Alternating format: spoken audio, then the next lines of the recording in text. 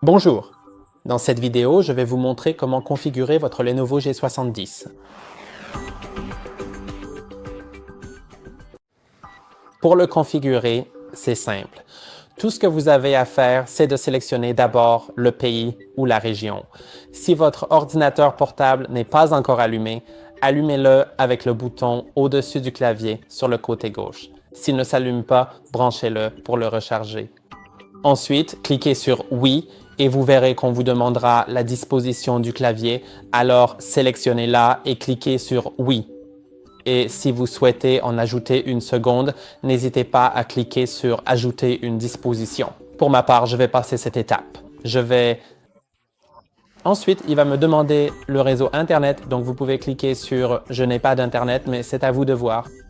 Je vais maintenant me connecter au réseau Wi-Fi pour m'assurer que s'il y a des mises à jour logicielles nécessaires, elles soient installées immédiatement et sans délai. C'est précisément ce que je souhaite accomplir, donc je vais simplement procéder à la connexion à ce réseau spécifique, car cela m'évitera d'avoir à me soucier des mises à jour système plus tard, ce qui est très pratique et efficace. Tout se fera dès le début. Et comme vous pouvez le voir, il est indiqué qu'il y a une configuration à effectuer, ce qui signifie que la mise à jour va se faire maintenant.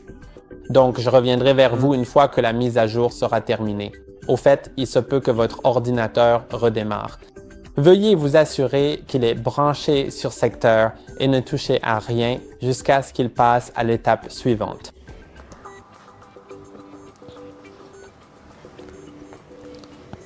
Une fois la mise à jour terminée, vous pouvez simplement accepter le contrat de licence. Il vaut la peine de lire le 150 bien sûr, mais c'est à vous de voir. Ensuite, il vous demande comment vous souhaitez configurer l'appareil et dans la plupart des cas, ce sera pour un usage personnel. Configurez-le uniquement pour une organisation si par exemple, vous allez utiliser des ressources organisationnelles spécifiques et que vous savez que votre organisation aura un contrôle total et complet sur l'appareil. Maintenant, je vais cliquer sur Suivant et ajouter le compte d'utilisateur. Vous pouvez vous connecter avec un compte Microsoft, mais ici, je vais choisir un compte hors ligne.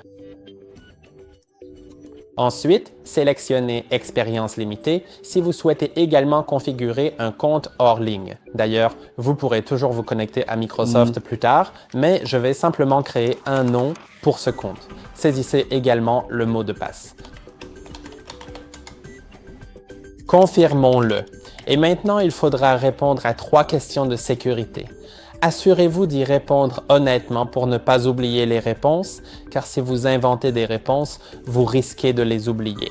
Et les questions de sécurité servent à récupérer votre appareil si jamais vous oubliez le mot de passe.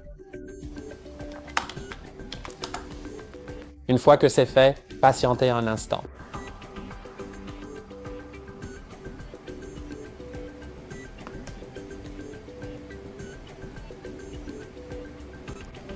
D'accord. Lorsqu'il vous demande concernant les données de navigation, je vais cliquer sur « Pas maintenant » car je ne souhaite pas transférer mes données d'un navigateur précédent, mais vous pouvez le faire si vous le souhaitez. Ensuite, vous pouvez examiner ces paramètres de confidentialité et accepter ou refuser selon votre choix.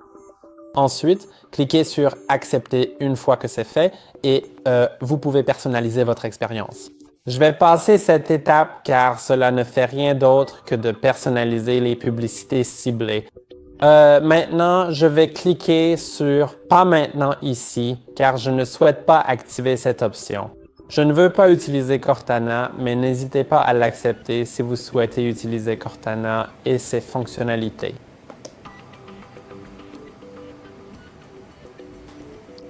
Et maintenant, c'est configuré, donc il va